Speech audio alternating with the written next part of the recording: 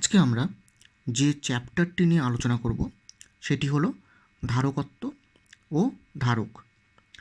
ধারকত্ব কি এই জিনিসটা বলার আগে একটু কিছু ইন্ট্রোডাকশন দিই, তাহলে বুঝতে পারা যাবে। কোনো বস্তুকে তাপ দিলে যেমন তার উষ্ণতা বাড়ে, তেমনই কোনো পরিবাহীকে ধনাত্মক আধান দিলে তার বিভব বাড়ে। এটা আমরা জানি যে কোনো একটা পরিবাহীকে যখন ধনাত্মক আধান দেওয়া যায় তখন তার বিভবটা বৃদ্ধি পায়। বিভিন্ন বস্তুকে যখন সমপরিমাণ তাপ দিলে তাদের উষ্ণতা সমানভাবে বৃদ্ধি পায় না। কেন? কারণ বস্তুগুলির তাপ ধারণ ক্ষমতা বা তাপগ্রাহিতা এক নয়। বিভিন্ন বস্তুর তাপগ্রাহিতা বিভিন্ন হওয়ার জন্যই বা বিভিন্ন বস্তুর তাপ ধারণ ক্ষমতা বিভিন্ন হওয়ার জন্যই তাদের উষ্ণতা সমানভাবে বৃদ্ধি পায় না। ঠিক তেমনই বিভিন্ন পরিবাহীকে সমপরিমাণ আধান দিলেও তাদের বিভব সমানভাবে বৃদ্ধি পায় না। কারণ কোনো পরিবাহীর বিভব তার আধানের পরিমাণ ছাড়া তার আকৃতি, তলের ক্ষেত্রফল, পারিপার্শ্বিক মাধ্যমের প্রকৃতি এবং অন্যান্য পরিবাহীর উপস্থিতির উপর নির্ভর করে। তাহলে কোনো একটা পরিবাহীর বিভব পরিবাহীর আধান ছাড়া আর কিসের উপর নির্ভর করতে পারে? সেটি হলো পরিবাহীর আকৃতির উপর নির্ভর করে, পরিবাহীর তলের ক্ষেত্রফলের উপর নির্ভর করে, পরিবাহীটা কোন মাধ্যমে রাখা আছে তার উপর নির্ভর করে এবং অন্যান্য পরিবাহীর উপস্থিতির উপরও নির্ভর করে, যে ওর পার্শ্ববর্তী অঞ্চলে অন্য কোনো পরিবাহী আছে কিনা তার উপর নির্ভর করে। এখন যদি আমরা কোনো একটা পরিবাহী ধরে নেওয়া হলো যে এটা একটা পরিবাহী, তো এই পরিবাহীটার মধ্যে যদি আমরা কিউ পরিমাণ আধান দিই তাহলে আমরা দেখব যে এর বিভব প্রভেদ ভি বেড়ে গেছে বা ভি বৃদ্ধি পেয়েছে। এটা আমরা বলতে পারি যে এরকম যদি আমরা কোনো একটা পরিবাহী নিই, সেই পরিবাহীর মধ্যে যদি আমরা কিউ পরিমাণ আধান দিই তাহলে দেখা যাবে যে পরিবাহীটার বিভবটা বৃদ্ধি পেয়েছে। এখন পরিবাহীর মধ্যে আধানের পরিমাণ যদি আমরা বৃদ্ধি করতে থাকি তাহলে আমরা দেখব যে পরিবাহীটির বিভব প্রভেদও ধীরে ধীরে বৃদ্ধি পাবে। অর্থাৎ আমরা এক্ষেত্রে বলতে পারি যে কিউ প্রপোর্শনাল টু ভি, অর্থাৎ আধান পরিবাহীর বিভবের সঙ্গে সমানুপাতিক। এখন এই সমানুপাতি উঠাতে গেলে একটা ধ্রুবক নিয়ে আসতে হয়। তাহলে আমরা ধরলাম কিউ ইকুয়াল টু সিভি, যেখানে সি হলো একটি ধ্রুবক যাকে পরিবাহীর ধারকত্ব বলা হয়। এখানে হচ্ছে সি হলো একটি ধ্রুবক যেটাকে আমরা পরিবাহীর ধারকত্ব বলছি। এই সিকেই বলা হয় পরিবাহী ধারকত্ব। যে চ্যাপ্টারের যে নাম ধারকত্ব, এটাকেই আমরা ধারকত্ব বলছি, এই ধ্রুবককে। এই ধারকত্বের মান কী কী বিষয়ের উপর নির্ভর করে? এই ধারকত্বের মান নির্ভর করে পরিবাহীর আকৃতির উপর, অর্থাৎ পরিবাহীটা কীরকম দেখতে হবে তার উপর নির্ভর করে, তলের ক্ষেত্রফলের উপর নির্ভর করে, পারিপার্শ্বিক মাধ্যমের প্রকৃতির উপর নির্ভর করে এবং অন্যান্য পরিবাহীর উপস্থিতির উপর নির্ভর করে। কী কী বললাম? পরিবাহীর আকৃতির উপর নির্ভর করে, তলের ক্ষেত্রফলের উপর নির্ভর করে, পারিপার্শ্বিক মাধ্যমের প্রকৃতির উপর নির্ভর করে এবং অন্যান্য পরিবাহীর উপস্থিতির উপর নির্ভর করে। এটা আমরা বলতে পারি। তাহলে এখান থেকে যদি আমরা সি এর মান বের করি তাহলে C equal to Q by V, এটা আমরা বলতে পারি। সি ইকুয়াল টু যদি কিউ বাই ভি হয় তাহলে আমরা বলতে পারি যে ধারকত্ব ইকুয়াল টু আধানের পরিমাণ বাই বিভব বৃদ্ধি, এটা আমরা বলতে পারবো। তাহলে কি হচ্ছে? ধারকত্ব ইকুয়াল টু আধানের পরিমাণ বাই বিভব বৃদ্ধি। এখন যদি এই সমীকরণের মধ্যে আমরা যদি ভি ইকুয়াল টু 1 করি তাহলে আমরা বলতে পারবো সি ইকুয়াল টু কিউ।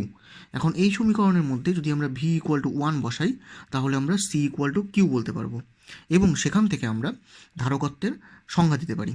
তাহলে ধারকত্বের সংজ্ঞাটা আমরা কি বলতে পারি? যে কোনো একটি পরিবাহীর বিভব একক পরিমাণ বৃদ্ধি করতে যে পরিমাণ আধানের প্রয়োজন তাকে উক্ত পরিবাহীর ধারকত্ব বলা হয়। বোঝা গেল কি বললাম? যে কোনো একটি পরিবাহীর বিভব একক পরিমাণ বৃদ্ধি করতে যে পরিমাণ আধানের প্রয়োজন তাকে উক্ত পরিবাহীর ধারকত্ব বলা হয়। বুঝতে পারা গেল? ধারকত্ব হচ্ছে একটি স্কেলার রাশি। কি বললাম? ধারকত্ব হলো একটি স্কেলার রাশি। এখন আমরা ধারকত্বের একক নিয়ে আলোচনা করব। ধারকত্বের একক সিজিএস পদ্ধতিতে ধারকত্বের একক হলো স্ট্যাট ফ্যারাড। বুঝতে পারা গেল? সিজিএস পদ্ধতিতে ধারকত্বের একক হলো স্ট্যাট ফ্যারাড, এটা আমরা বলতে পারি। এটা হচ্ছে সিজিএস পদ্ধতিতে ধারকত্বের একক। তাহলে এক স্ট্যাট ফ্যারাড কাকে বলে? যদি আমরা ভি ইকুয়াল টু এক ইএসইউ বিভব নিই, কিউ ইকুয়াল টু যদি আমরা এক ইএসইউ আধান নিই, তবে আমরা সেই পরিবাহী ধারকত্বকে বলতে পারি এক স্ট্যাট ফ্যারাড। তাহলে এক স্ট্যাট ফ্যারাডের সংজ্ঞাটা আমরা কি বলবো? যে কোনো পরিবাহীকে এক ইএসইউ আধান দিলে যদি এর বিভব এক ইএসইউ বৃদ্ধি পায়, তাহলে ওই পরিবাহীর ধারকত্বকে বলা হবে এক ইএসইউ ধারকত্ব। বুঝতে পারা গেল কি বললাম? যে কোনো একটি পরিবাহীর কে এক ইএসইউ আধান দিলে যদি এর বিভব এক ইএসইউ বৃদ্ধি পায়, তাহলে ওই পরিবাহীর ধারকত্বকে বলা হবে এক ইএসইউ ধারকত্ব। আর এসআইতে আমরা যদি এর ধারকত্বের মানটাকে লিখি, তাহলে সেই মানটা কত দাঁড়াবে? তাহলে আমরা লিখতে পারি এটা হচ্ছে ফ্যারাড। এসআইতে ধারকত্বের মান হচ্ছে ফ্যারাড। এখানে যদি আমরা ভি ইকুয়াল টু 1 ভোল্ট নিই, কিউ ইকুয়াল টু যদি আমরা 1 কুলম্ব নিই, তাহলে আমরা সেই পরিবাহীর ধারকত্বকে বলতে পারি 1 ফ্যারাড। তাহলে 1 ফ্যারাডের সংজ্ঞা কী হবে? কোনো পরিবাহীকে 1 কুলম্ব আধান দিলে যদি সেটির বিভব 1 ভোল্ট বৃদ্ধি পায়, তবে ওই পরিবাহীর ধারকত্বকে বলা হবে 1 ফ্যারাড। তাহলে 1 ফ্যারাড কাকে বলে? কোনো পরিবাহীকে 1 কুলম্ব আধান দিলে যদি সেটির বিভব 1 ভোল্ট বৃদ্ধি পায়, তাহলে ওই পরিবাহীর ধারকত্বকে বলা হবে 1 ফ্যারাড। বুঝতে পারা গেল? তাহলে আমরা এখান থেকে বলতে পারি যে 1 farad equal to 1 coulomb by 1 volt. এটা আমরা বলতে পারি 1 farad equal to 1 coulomb by 1 volt. যেটা দেখা যায় বাস্তব ক্ষেত্রে ফ্যারাড হচ্ছে অনেকটা বড় একক, ওই জন্য ধারকত্বকে আমরা ছোট এককে প্রকাশ করার জন্য বেশিরভাগ ক্ষেত্রে আমরা মাইক্রো ফ্যারাড বা পিকো ফ্যারাডে এটাকে আমরা নিয়ে থাকি। তাহলে এটাকে যদি আমরা মাইক্রো ফ্যারাডে লিখি, তাহলে আমরা বলতে পারবো 1 micro farad equal to 10⁻⁻6 farad. একইভাবে 1 pico farad equal to 10⁻12 farad. ফ্যারাডকে ক্যাপিটাল এফ দিয়ে প্রকাশ করা হয়। তাহলে 1 মাইক্রো ফ্যারাড ইকুয়াল টু আমরা বলতে পারি 10⁻6 ফ্যারাড, আর 1 পিকো ফ্যারাড ইকুয়াল টু আমরা বলতে পারি 10⁻12 ফ্যারাড। এটা আমরা বলতে পারি। বুঝতে পারা গেল? এখন আমরা ক্যাপাসিটরের সিজিএস এবং এসআই একক নিয়ে আলোচনা করব। আমরা জানি 1 ফ্যারাড অর্থাৎ এসআই একক 1 farad equal to 1 coulomb by 1 volt, এটা আমরা জানি। এবার 1 কুলম্ব মানে আমরা জানি 3 × 10⁹ ইএসইউ আধান। 1 কুলম্ব মানে আমরা জানি 3 × 10⁹ ইএসইউ আধান। এখন আর 1 ভোল্ট মানে আমরা জানি 1/300 ইএসইউ বিভব। তাহলে এটা আমরা জানি। এখন এখান থেকে তাহলে আমরা বলতে পারি যে 1 ফ্যারাড ইকুয়াল টু, এখান থেকে এটা ক্যালকুলেশন করলে আমরা পেয়ে যাব 9 × 10⁻11 ইএসইউ ধারকত্ব। সিজিএসের ধারকত্বকে আমরা ইএসইউ ধারকত্ব বলে থাকি বা স্ট্যাট ফ্যারাড।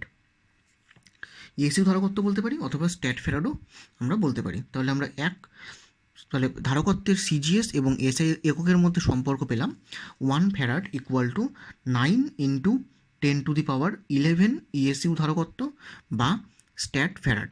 তাহলে এটাকে যদি আমরা এইভাবে প্রকাশ করি যে 1 micro farad equal two 10⁻6 farad, তাহলে এটাকে সিজিএসে করলে হবে 9 × 10⁵ ইএসইউ ধারকত্ব, এটা আমরা বলতে পারি।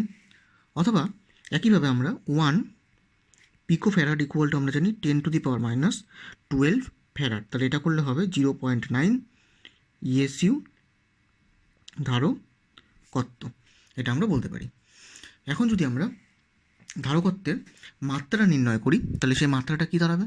ধারকত্বের মাত্রা দাঁড়াবে আমরা জানি C equal to Q by V. C equal to যদি কিউ বাই ভি হয়, তাহলে আমরা এখান থেকে বলতে পারি Q by W by Q, কারণ বিভব প্রভেদ ইকুয়াল টু কৃতকার্য বাই আধান। তাহলে আমরা এখান থেকে বলবো কিউ স্কোয়ার বাই ডাব্লু। তাহলে সি এর যদি আমরা মাত্রা প্রকাশ করি তাহলে এটা হবে I square T square divided by M L square T to the power -2। তাহলে এই ধারকত্বের মাত্রা হবে M to the power -1 L to the power -2 T to the power 4 I square. এটা হবে ধারকত্বের মাত্রা। তাহলে এখান থেকে আমরা ধারকত্বের মাত্রা বের করতে পারি। আর মাথা রাখবে যে ধারকত্ব হলো একটি ধনাত্মক রাশি। ধারকত্ব কোনো সময় কোনো পদার্থের ধারকত্ব কোনো সময় ঋণাত্মক হয় না, এটি একটি ধনাত্মক রাশি, সবসময় এটি ধনাত্মক থাকে। বুঝতে পারা গেল? এখন আমরা আলোচনা করব ধারকত্ব কী কী বিষয়ের উপর নির্ভর করে। আমরা জানি যে আমরা একটু আগে জানলাম যে কোনো একটি পরিবাহীকে যদি কিউ পরিমাণ আধান দেওয়া যায় তাহলে তার বিভব যদি ভি বৃদ্ধি পায় তবে আমরা বলতে পারি পরিবাহী ধারকত্ব C equal to Q by V. এটা আমরা জানলাম। এখন যদি বলে দেওয়া হয় যে সেই পরিবাহীটির মধ্যে আধান অপরিবর্তিত থাকবে, অর্থাৎ আধানের মানের কোনো পরিবর্তন হবে না, তাহলে আমরা কি বলতে পারি? তাহলে আমরা বলতে পারি যে সি প্রপোর্শনাল টু 1/v, যেহেতু আধানটা এখানে কনস্ট্যান্ট হয়ে যাচ্ছে তাহলে আমরা বলতে পারবো যে সি প্রপোর্শনাল টু 1/v। যদি সি প্রপোর্শনাল টু 1/v হয় তাহলে বিভব প্রভেদের মান বা বিভবের মান যেই বিষয়ের উপর নির্ভর করবে সি এর মানও ঠিক সেই বিষয়ের উপর নির্ভর করবে, এটা আমরা বলতে পারি।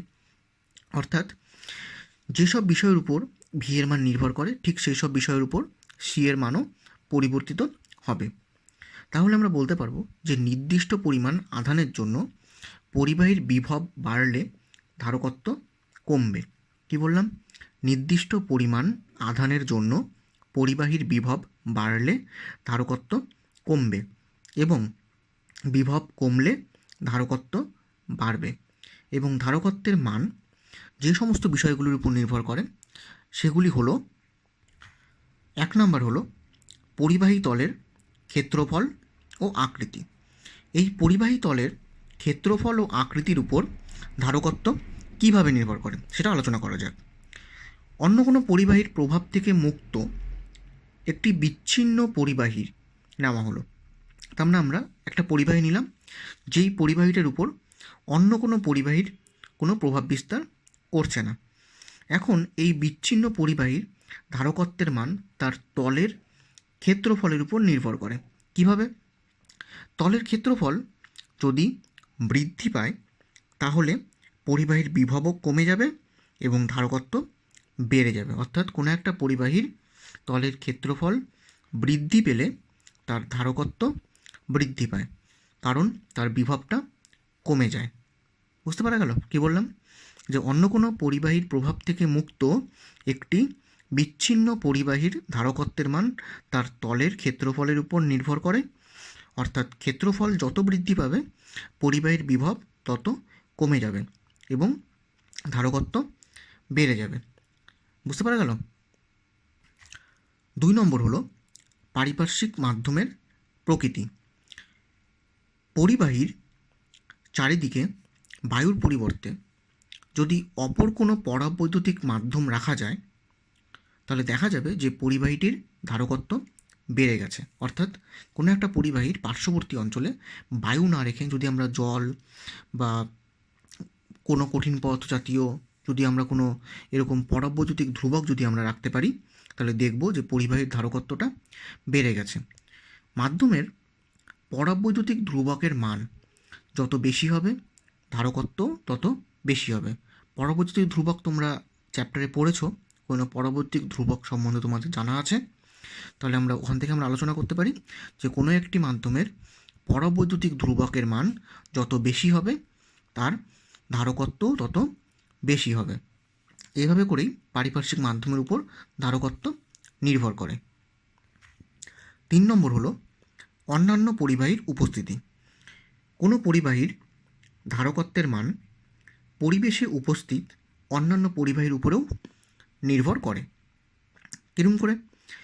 পরীক্ষাধীন আহিত পরিবাহীর কাছে যদি অন্য কোনো পরিবাহী থাকে, আর বিশেষ করে যদি ওই অন্য পরিবাহীটি ভূসংলগ্ন হয়, তাহলে পরীক্ষাধীন পরিবাহীর ধারকত্ব প্রচুর পরিমাণে বেড়ে যায়। অর্থাৎ আমরা যে পরিবাহী নিয়েছি সেই পরিবাহীটার মধ্যে কিছু পরিমাণ আধান আছে।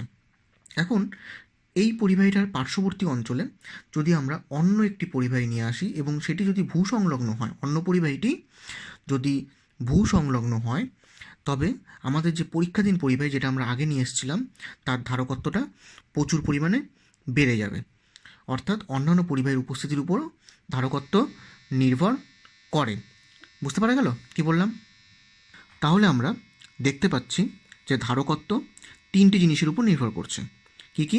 পরিবাহী তলের ক্ষেত্রফল ও তার আকৃতির উপর, যেটা নিয়ে আলোচনা করা হলো, পারিপার্শ্বিক মাধ্যমের প্রকৃতির উপর, এটা নিয়ে আলোচনা করা হলো, এবং অন্যান্য পরিবাহীর উপস্থিতির উপর। তাহলে এই তিনটা জিনিসের উপর ধারকত্ব নির্ভর করে। ধারকত্ব কোন কোন জিনিসের উপর নির্ভর করে সেটা প্রত্যেকটা টার্ম ভালো করে মনে রাখবে, এটা খুব দরকারি। এখন আমরা আলোচনা করব পরিবাহী গোলকের ধারকত্ব নিয়ে।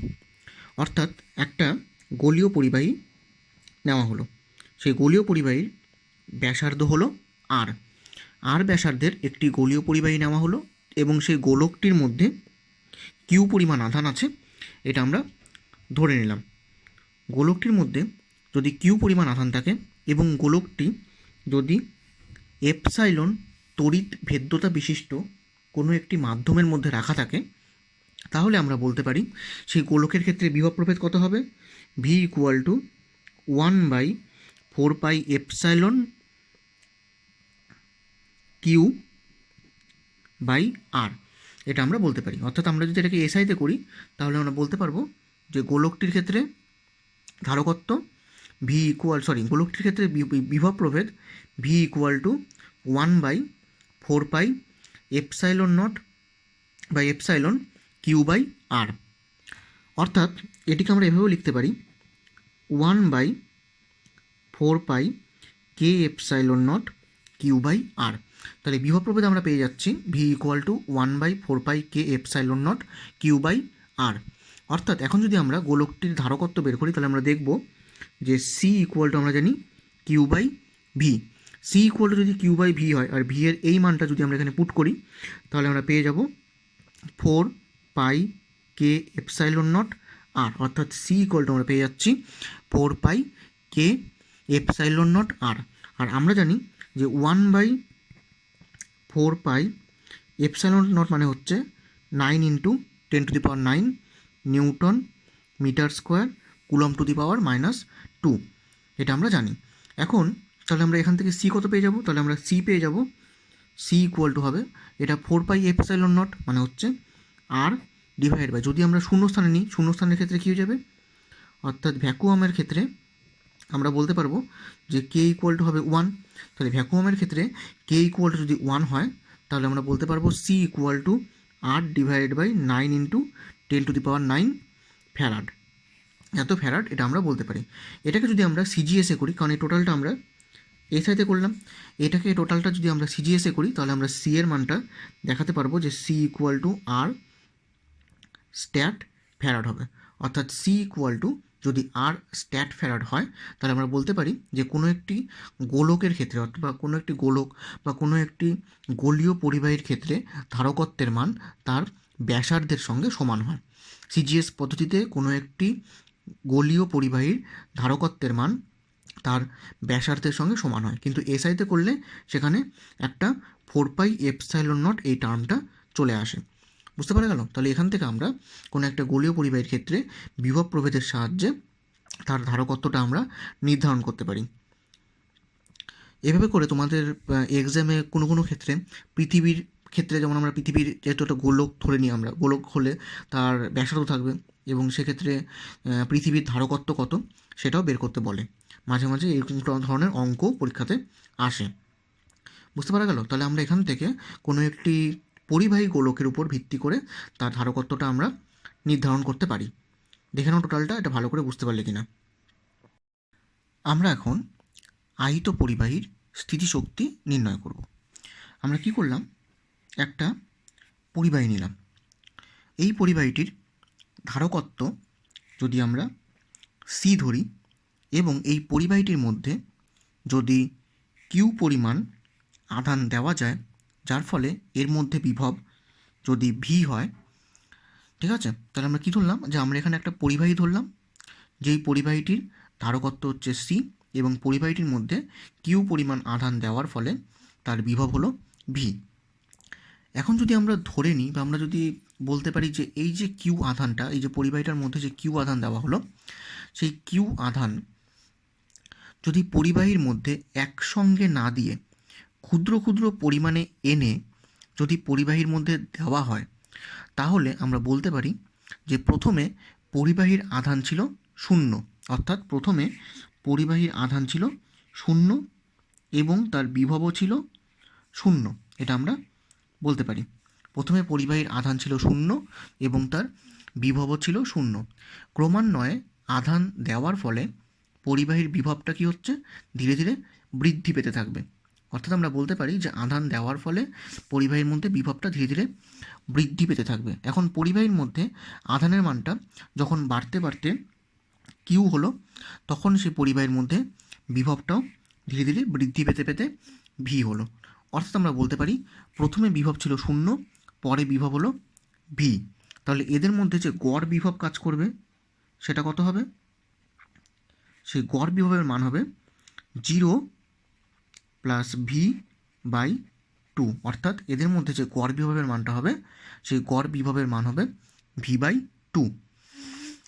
অর্থাৎ আমরা বলতে পারি যে এই যে পরিবাহীটা আছে, সেই পরিবাহীর মধ্যে কিউ পরিমাণ আধান একসঙ্গে পরিবাহী পৃষ্ঠে যখন যদি নিয়ে আসা যায়, তাহলে পরিবাহীটির বিভব ছিল ভি বাই 2, যেটি আসলে গড় বিভবের সঙ্গে সমান। তাহলে কিউ পরিমাণ আধানকে নিয়ে আসলে পরিবাহীর মধ্যে যদি ভি বাই 2 বিভব থাকে, তাহলে আমরা এখানে কিছু পরিমাণ কার্য করতে পারি। সেই কার্যটা কত হবে? W equal to Q into V by 2, অর্থাৎ গড় বিভব ইন্টু আধান। এটা হচ্ছে গড় বিভব আর এটা হচ্ছে আধান। তাহলে আমরা বলতে পারি যে W equal to Q into V by 2। এখন আমরা জানি এখান থেকে যদি আমরা পেয়ে যাই 1/2 কিউ ভি, 1/2 কিউ ভি যদি হয়, তাহলে আমরা জানি যে Q equal to CV. Q equal to CV যদি হয়, তাহলে এখানে ভ্যালুটা বসালে আমার হবে CV into V, that means 1/2 CV square. অর্থাৎ আমরা এখান থেকে কার্য ইকুয়াল টু পেয়ে যাচ্ছি 1/2 সিভি স্কোয়ার। এখন এটাকে আমরা আরেকটা ফর্মেও লিখতে পারি, কারণ আমরা পেলাম ডাব্লু ইকুয়াল টু 1/2 কিউভি, এটা একটা ফর্ম বলতে পারি। অথবা যদি আমরা এখানে ভি এর মানটা বসিয়ে দিই, অর্থাৎ ভি ইকুয়াল টু যদি কিউ বাই সি যদি আমরা বসিয়ে দিই, তাহলে আমরা পেয়ে যাব 1/2 কিউ স্কোয়ার বাই সি। অর্থাৎ আমরা এখান থেকে কৃতকার্যের 3টা মান পাচ্ছি। আর এই কার্যই কী হয়, যে কোনো একটা পরিবাহীর মধ্যে যখন আমরা কিছু পরিমাণ আধান দিই, কিছু পরিমাণ আধান দিতে গেলে কিছু পরিমাণ কাজ করতে হয়, এবং ওই কাজ করতে যে পরিমাণ শক্তি ব্যয়িত হয় তা ওই আহিত পরিবাহীতে স্থিতিশক্তি হিসাবে সঞ্চিত হয়। তাহলে এখানে যেহেতু পরিবাহীটার মধ্যে আমরা ডাব্লু পরিমাণ কার্য করছি এবং এই কার্যটাই কী হবে, সেই পরিবাহীটার মধ্যে স্থিতিশক্তি হিসাবে সঞ্চিত হবে। তাহলে আমরা এখান থেকে বলতে পারি যে সেই পরিবাহীর স্থিতিশক্তির যে মান, সেই স্থিতিশক্তি কত হবে? 1/2 QV equal to 1/2 CV square equal to 1/2 Q square by C. অর্থাৎ এই 3টা মান আমরা এই পরিবাহীটার ক্ষেত্রে বলতে পারি। দেখো এটা বুঝতে পারলে কিনা? তাহলে এখান থেকে আমরা কোনো একটি আহিত পরিবাহীর স্থিতিশক্তির মান নির্ণয় করতে পারি। তোমাদের মধ্যে কেউ যদি এই প্রমাণটিকে কলনবিদ্যার সাহায্যে অর্থাৎ ক্যালকুলাস দিয়ে করতে চাও, তাহলে তোমরা এটা করতে পারো। আমি ক্যালকুলাস দিয়েও প্রমাণটা এখানে দেখিয়ে দিচ্ছি। ধরে নেওয়া হলো কোনো একটি পরিবাহী, ঠিক আছে, সেই পরিবাহীটির ধারকত্ব হচ্ছে সি, পরিবাহীটির মধ্যে কিউ পরিমাণ আধান দেওয়া হলো, মানে অর্থাৎ আমরা এখানে যে কিউ পরিমাণ আধান ধরছি সেটা হচ্ছে কোনো এক মুহূর্তে, অ্যাট এ ইনস্ট্যান্ট, কোনো এক মুহূর্তে পরিবাহীটির মধ্যে কিউ পরিমাণ আধান দেওয়া হলো এবং পরিবাহীটার বিভব যদি ভি হয়, তাহলে আমরা এখান থেকে বলতে পারি যে Q equal to C V. Q equal to যদি সি ভি হয়, এখন এই পরিবাহীটির মধ্যে যদি ডি কিউ পরিমাণ আধান দেওয়া যায় বা কিছু পরিমাণ আধান যদি আমরা নিয়ে আসি, তাহলে এই পরিবাহীটির মধ্যে বিভব কাজ করছে ভি। তাহলে এই বিভবের বিকর্ষণ বলের বিরুদ্ধে আমাকে কার্য করতে হবে। এখন বিভবের বিকর্ষণ বলের বিরুদ্ধে কার্য করতে গেলে সেই কার্যের মান কত হবে? ডিডাব্লিউ, কারণ আমরা কি পরিমাণ আধান নিয়ে আসছি? আমরা ডি কিউ পরিমাণ আধান নিয়ে যাচ্ছি ভি বিভবের বিরুদ্ধে। তাহলে আমাকে কার্য করতে হবে ডিডাব্লিউ। ডিডাব্লিউ ইকুয়াল টু আমরা বলতে পারি ভি ডি কিউ। এবার ডিডাব্লিউ ইকুয়াল টু যদি ভি ডি কিউ হয়, তাহলে সেখান থেকে কত হবে? এটা হবে Q by C d Q. Q by C d Q হলে এটাকে যদি আমরা ইন্টিগ্রেশন করি, তাহলে আমরা এখান থেকে টোটাল কার্যটা পেয়ে যাব। অর্থাৎ এটা হচ্ছে ডিডাব্লিউ, তাহলে এটাকে আমরা ইন্টিগ্রেশন করলে আমরা পেয়ে যাব W equal to integration 0 to Q, total চার্জের জন্য আমরা বের করছি 1/c, সিটা এখানে কনস্ট্যান্ট, তাহলে এটা হয়ে যাবে integration 0 to capital Q Q d Q. এটাই করলে আমরা পেয়ে যাব 1/2 কিউ স্কোয়ার বাই সি। এটাকে আমরা 1/2 কিউ স্কোয়ার বাই সি আকারেও লিখতে পারি, অথবা আমাদের এখান থেকে যে ভ্যালুগুলো বেরোবে সেই ভ্যালুগুলো কী কী আসবে এটাকে আমরা এইভাবে লিখতে পারি। অর্থাৎ ডাব্লু ইকুয়াল টু আমরা কী কী পাচ্ছি?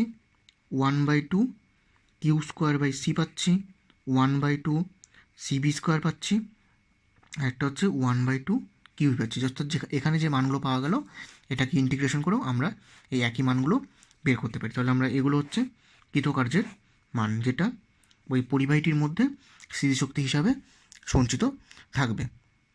বুঝতে পারা গেল? দেখে নাও এটা ভালো করে। এখানে টোটাল প্রমাণটা একবার ভালো করে দেখে নাও যেটা বোঝা যাচ্ছে কিনা। এখানে দুটো পদ্ধতিতে আমরা প্রমাণটা করছি। এখন আমরা দুটি পরিবাহীর মধ্যে আধান বন্টন নির্ণয় করব। ধরে নেওয়া হলো দুটি পরিবাহী, এটা একটা পরিবাহী এবং এটা একটা পরিবাহী। দুটি পরিবাহী এখানে সমবিভব সম্পন্ন আমরা ধরে নিচ্ছি। দুটি পরিবাহী যদি সমবিভব সম্পন্ন হয়, ধরলাম এটি হলো এ পরিবাহী এবং এটি হলো বি পরিবাহী। ঠিক আছে? এ পরিবাহীর ধারকত্ব যদি C1 ধরা হয় এবং বি পরিবাহীর ধারকত্ব যদি আমরা C2 ধরে নিই, এবং এই দুটি পরিবাহীকে যদি আমরা একটি পরিবাহী তার দ্বারা যুক্ত করি, ঠিক আছে, তাহলে কী হচ্ছে? দুটি অন্তরিত অনাহিত পরিবাহী এ এবং বিকে একটি পরিবাহী তার দিয়ে যুক্ত করা হলো, এবং দুটারই বিভব সমান।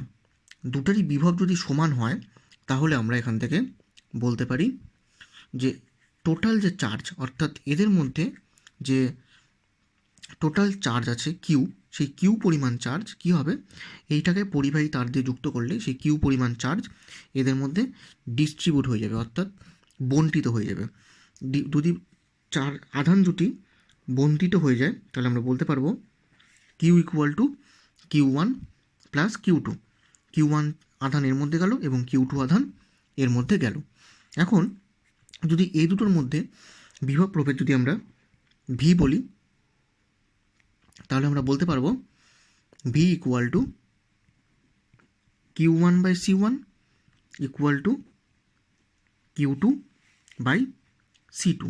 এটা আমরা এখান থেকে বলতে পারবো। তাহলে V equal to Q1 by C1 equal to Q2 by C2 যদি হয়, এটাকে যদি আমরা সংযোজন করি, তাহলে আমরা বলতে পারবো Q1 plus Q2 by C1 plus C2। এবার Q1 প্লাস Q2 মানে আমরা জানি total charge Q by C1 plus C2। তাহলে আমরা এখান থেকে বলতে পারি যে V equal to Q1 by C1 হলে equal to Q2 by C2 হলে Q1 plus Q2 by C1 plus C2, অর্থাৎ Q1 প্লাস Q2 মান আমরা জানি Q, তাহলে ভি ইকুয়াল টু হচ্ছে Q by C1 plus C2। এখন আমরা যেটা বলতে পারি সেটা হচ্ছে Q1 equal to C1 V.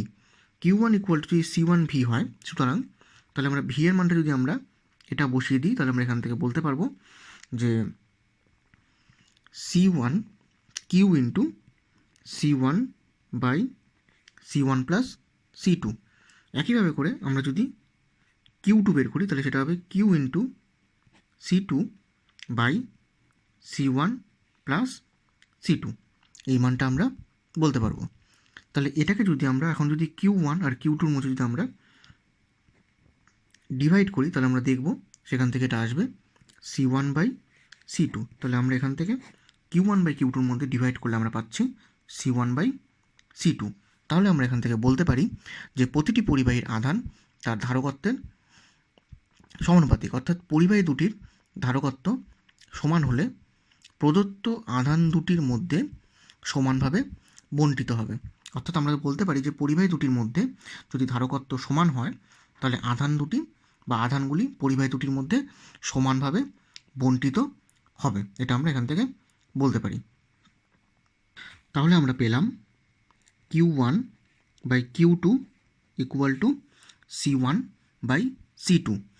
এখন যদি আমরা ওই যে পরিবাহী দুটো ধরেছিলাম, এই পরিবাহীটি এবং এই পরিবাহী দুটোর ব্যাসার্ধ যদি আমরা R1 এবং R2, পরিবাহী দুটির ব্যাসার্ধ যদি আমরা R1 এবং R2 ধরে নিই তাহলে আমরা CGS পদ্ধতিতে বলতে পারি যে C1 ইকুয়াল টু R1 এবং C2 ইকুয়াল টু R2।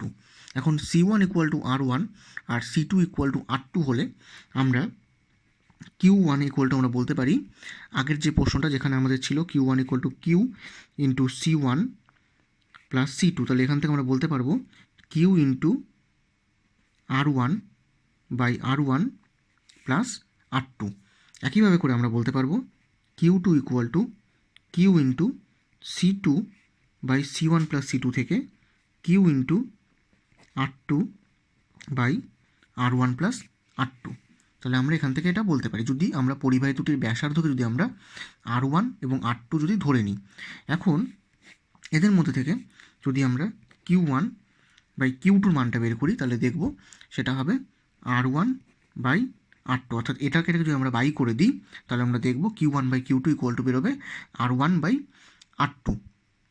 তাহলে আমরা বলতে পারি যে গোলকাকার পরিবাহী দুটির আধান তাদের ব্যাসার্ধের সঙ্গে সমানুপাতিক হচ্ছে, অর্থাৎ গোলকাকার পরিবাহী দুটির আধান তাদের ব্যাসার্ধের সঙ্গে সমানুপাতিক হচ্ছে।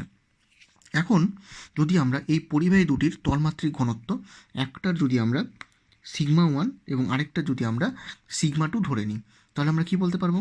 তাহলে আমরা বলতে পারবো যে σ1 equal to Q1/4πR1 square and σ2 equal to Q2/4πR2 square. এখন σ1 ইকুয়াল টু যদি Q/4πR1 স্কোয়ার হয় এবং σ2 ইকুয়াল টু যদি Q/4πR2 স্কোয়ার হয় তাহলে σ1/σ2 যদি আমরা করি তাহলে আমরা কি পাবো? σ1/σ2 করলে আমরা পেয়ে যাব Q1/Q2 into R2 square by R1 square. এখন যেহেতু আমরা Q1/Q2 ইকুয়াল টু R1/R2 আমরা জানি, তাহলে এই মানটা এখানে বসালে আমরা পেয়ে যাচ্ছি R1/R2 into R2 square by R1 square. এটা যদি আমরা কাটাকুটি করি তাহলে আমরা পেয়ে যাচ্ছি R2/R1, অর্থাৎ আমরা এখান থেকে বলতে পারি σ1/σ2 ইকুয়াল টু R2/R1। আরেকটা কী পেয়েছিলাম? Q1/Q2 equal to R1/R2। আরেকটা আমরা পেয়েছিলাম Q1/Q2 ইকুয়াল টু C1/C2। তাহলে আমরা এই ভ্যালুগুলো আমরা এখান থেকে পেয়ে যাচ্ছি, বুঝতে পারা গেল? তাহলে আমরা এখান থেকে বলতে পারি যে দুটি আধানের তলমাত্রিক ঘনত্ব তাদের ব্যাসার্ধের সঙ্গে ব্যস্তানুপাতিক হয়। বুঝতে পারা গেল? দুটি আধানের তলমাত্রিক ঘনত্ব তাদের ব্যাসার্ধের সঙ্গে ব্যস্তানুপাতিক হয়, অর্থাৎ σ1/σ2 ইকুয়াল টু R2/R1, এটা আমরা এখান থেকে বলতে পারি। বুঝতে পারা গেল? এখন আমরা দুটো পরিবাহী নিচ্ছি, একটা হচ্ছে গোলীয় পরিবাহী। আগেরটাতে আমরা ধরেছিলাম যে এই গোলীয় পরিবাহীর বিভবগুলো একই ছিল। এখন যদি এই গোলীয় পরিবাহীর বিভবগুলো যদি আলাদা হয়, অর্থাৎ এটা হচ্ছে A পরিবাহী, এটা হচ্ছে B পরিবাহী, এর ধারকত্ব C1, এর ধারকত্ব হচ্ছে C2, এর মধ্যে Q1 পরিমাণ আধান আছে, এর মধ্যে Q2 পরিমাণ আধান আছে, এর বিভব V1, এর বিভব V2, ঠিক আছে? তাহলে হচ্ছে এর ধারকত্ব C1, ধারকত্ব C2, এর মধ্যে আধান আছে Q1, এর মধ্যে আধান আছে Q2, এর মধ্যে বিভব প্রভেদ V1, এর মধ্যে বিভব প্রভেদ V2। তাহলে এদেরকে পরিবাহী তার দিয়ে যুক্ত করার আগে এই পরিবাহীর বিভব কত হবে? এই পরিবাহীর বিভব হবে V1 ইকুয়াল টু Q1/C1, অর্থাৎ আমরা বলতে পারি Q1 = C1V1।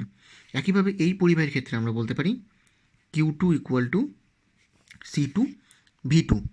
অর্থাৎ এদেরকে পরিবাহী তার দিয়ে যুক্ত করার আগে এই পরিবাহী দুটির মধ্যে মোট আধান কত হবে? মোট আধান হবে Q = Q1 + Q2, অর্থাৎ C1V1 + C2V2, এটা আমরা বলতে পারি।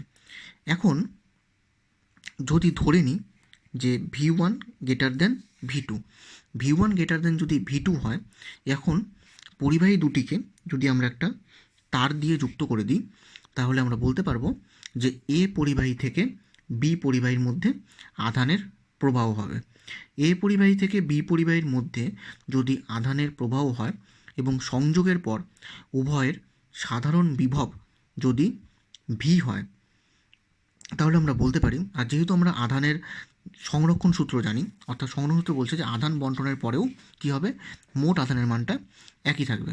অর্থাৎ এদেরকে তার দিয়ে যুক্ত করে দেওয়ার পর এদের মধ্যে সাধারণ বিভব যদি ভি হয়, তাহলে আমরা বলতে পারি যে Q = C1V1 + C2V2 = C1V + C2V, অর্থাৎ সংযোগের আগে মোট আধান এবং সংযোগের পরে মোট আধানটা একই আছে।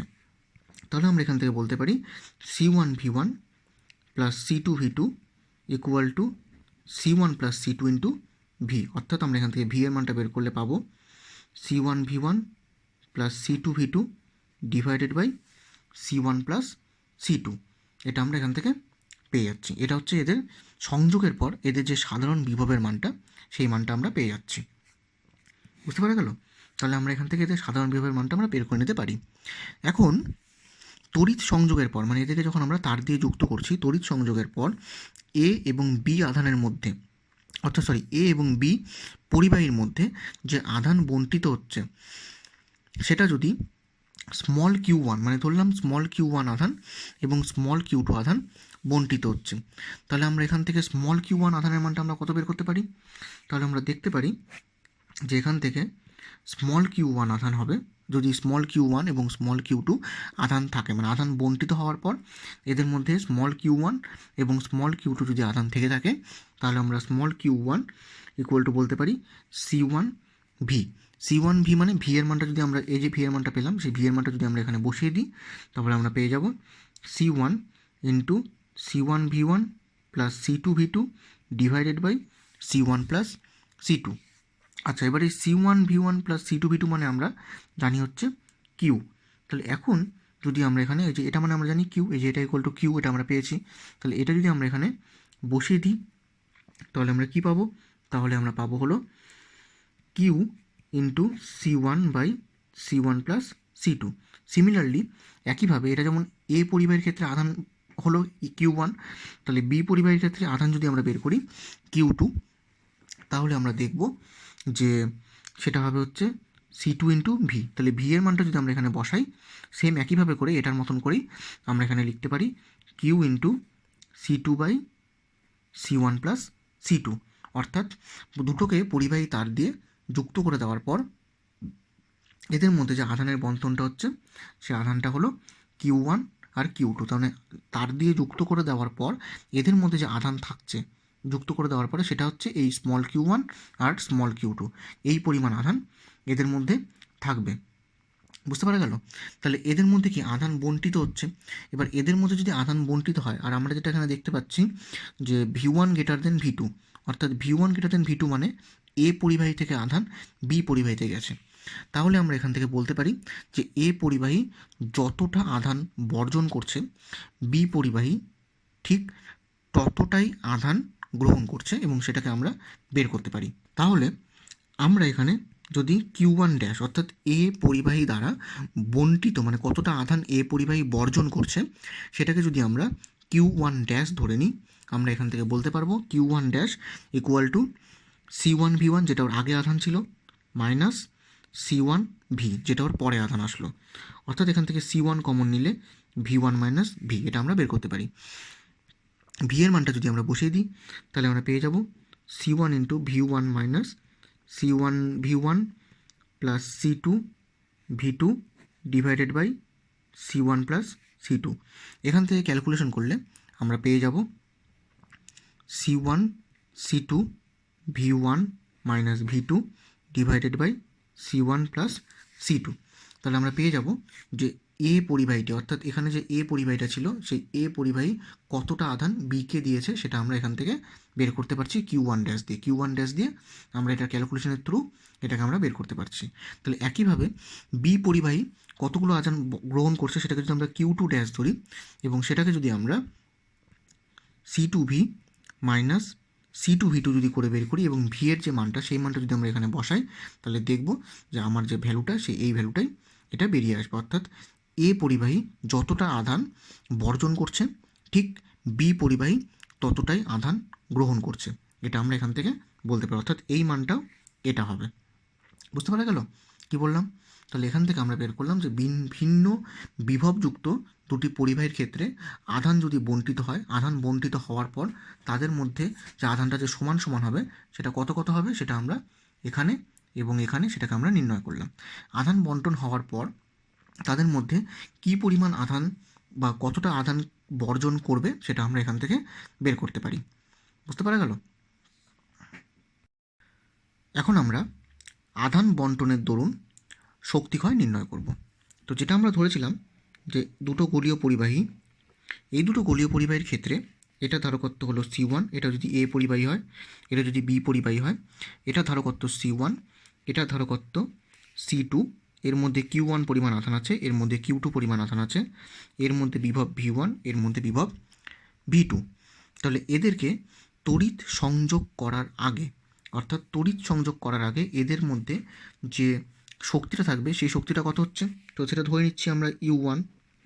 এদের মধ্যে শক্তি, সেই শক্তিটা যদি U1 হয়, U1 ইকুয়াল টু কত হবে, half C1 V1 square plus half C2 V2 square. অর্থাৎ এটা হচ্ছে তড়িৎ সংযোগের আগে এদের মধ্যে, তড়িৎ সংযোগ আছে আগে বলতে মানে পরিবাহী তার দিয়ে যুক্ত করার আগে এদের মধ্যে যে শক্তিটা সেই শক্তিটা হচ্ছে U1 equal to half C1 V1 square plus 1/2 C2 V2 square, এটা আমরা বলতে পারি।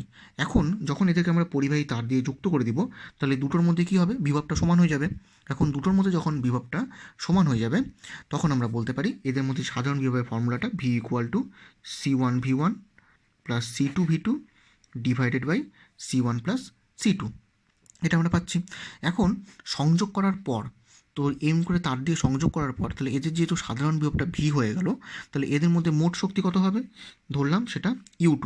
তাহলে এদের মধ্যে মোট শক্তি হবে 1/2 C2 V square plus 1/2 C1 V square plus 1/2 C2 V square. এখন এখান থেকে যদি আমরা 1/2 C1 প্লাস C2 দুটাকে যদি আমরা আলাদা করে নিয়ে যদি ভি স্কোয়ারটা লিখি এবং ভি স্কোয়ারের মানটা যদি আমরা বসাই দিই তাহলে আমরা এখান থেকে কত পাবো, ভি এর মানটা হচ্ছে এটা, ভি এর যদি আমরা এই মানটা বসাই তাহলে আমরা এখানে পাবো হলো C1 V1 plus C2 V2 divided by C1 plus C2। আমরা এই মানটা বসালে আমরা এটা পাচ্ছি।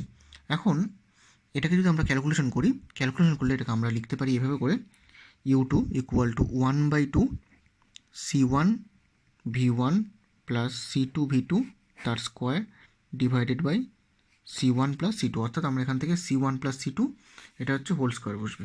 অর্থাৎ আমরা এখান থেকে C1 প্লাস C2 আর C1 প্লাস C2 কেটে দিচ্ছি, তাহলে আমরা এখান থেকে পেয়ে যাচ্ছি এইটা। বুঝতে পারা গেল? তাহলে এখন তাহলে আমরা পরিবাহী তার দিয়ে যুক্ত করার পরে আমরা শক্তি পেলাম এটা, আর পরিবাহী তার দিয়ে যুক্ত করার আগে আমরা শক্তি পেয়েছিলাম এটা। এখন যদি আমরা শক্তি ক্ষয় বের করি, শক্তি ক্ষয় বের করা মানে পরের শক্তিটা কি কমে যাবে, তাহলে আগের শক্তিটা হবে বেশি, পরের শক্তিটা হবে কম, এটাকে আমরা বলছি শক্তি ক্ষয়। তাহলে আমরা এখান থেকে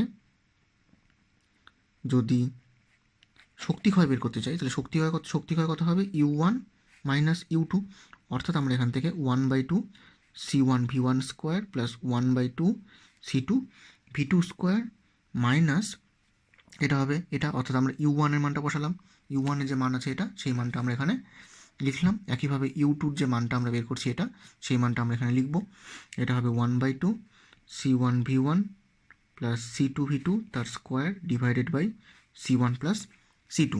এটাকে যদি আমরা ক্যালকুলেশন করি তাহলে আমরা পাবো 1/2 C1 plus C2 C1 V1 square plus C2 V2 square minus C1 V1 plus C2 V2 তার square divided by C1 plus C2। এটা আমরা এখান থেকে পাচ্ছি। এখানে এটাকে ক্যালকুলেশন করার পর বা সিম্পলিফাই করার পর আমরা এখান থেকে পাবো 1/2 C1 C2 divided by C1 plus C2 V1 minus V2 তার স্কোয়ার। এটা আমরা এখান থেকে পেয়ে যাচ্ছি। অর্থাৎ আমরা এখান থেকে এটাকে যদি আমরা অ্যানালাইসিস করি, অর্থাৎ ডেল্টা ইউ যেটা আমাদের বেরোচ্ছে শক্তি ক্ষয়, যেটাকে আমরা ধরলাম delta U equal to U2 minus U1। এখান থেকে যদি আমরা শক্তি ক্ষয়টা বের করি তাহলে আমরা দেখব যে এখানে যেহেতু C1 এবং C2 হচ্ছে ধনাত্মক রাশি, অর্থাৎ কোনো একটা পরিবাহী ধারকত্ব কখনো ঋণাত্মক হয় না। ধারকত্ব যদি ধনাত্মক রাশি হয় তাহলে V1 মাইনাস V2 তার স্কোয়ার যে টার্মটা আছে এই টার্মটা হচ্ছে এখানে ধনাত্মক, অর্থাৎ পূর্ণবর্গ রাশি। পূর্ণবর্গ রাশি মানে এটা ধনাত্মক হবে।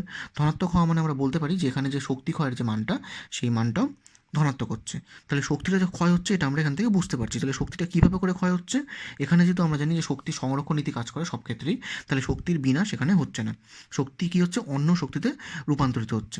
তাহলে আমরা এখান থেকে বলতে পারি যে এই ক্ষয়প্রাপ্ত শক্তি সংযোগকারী তারে তাপ অথবা পরিবাহীর মধ্যে স্ফুলিঙ্গজনিত শব্দ এবং আলোক শক্তিরূপে আত্মপ্রকাশ করবে। কি বললাম? ক্ষয়প্রাপ্ত শক্তি সংযোগকারী তারে তাপ অথবা পরিবাহী দুটির মধ্যে স্ফুলিঙ্গজনিত শব্দ ও আলোক শক্তিরূপে আত্মপ্রকাশ করবে। তার মানে এখানে আমরা যে শক্তি ক্ষয়ের যে রাশিমালাটা বের করলাম, পরিবাহী আদান বন্টনের দরুন পরিবাহী দুটির মধ্যে যে শক্তি ক্ষয়ের যে রাশিমালাটা বের করলাম, সেই রাশিমালাটা দিয়ে আমরা দেখতে পাচ্ছি যে শক্তি ক্ষয় অবশ্যই হচ্ছে এবং সেই শক্তি ক্ষয়ের যে মানটা সেই মানটার সাহায্যে সেখানে তাপ শক্তি অথবা স্ফুলিঙ্গজনিত শক্তি হিসাবে সেটি আত্মপ্রকাশ করছে। তাহলে দুটো পরিবাহী তারের ক্ষেত্রে আমরা বা দুটো অন্তরিত গোলীয় পরিবাহীর ক্ষেত্রে আমরা এখানে কিছু থিওরি কনসিডার করলাম বা থিওরি নিয়ে কিছু আলোচনা করলাম। সেই থিওরিগুলো প্রত্যেকটাই বাড়িতে ভালো করে পড়তে হবে। তাহলে আজকের লেকচারে এতটুকুই। বাকি চ্যাপ্টারের আলোচনা নেক্সট লেকচার থেকে আবার করা হবে।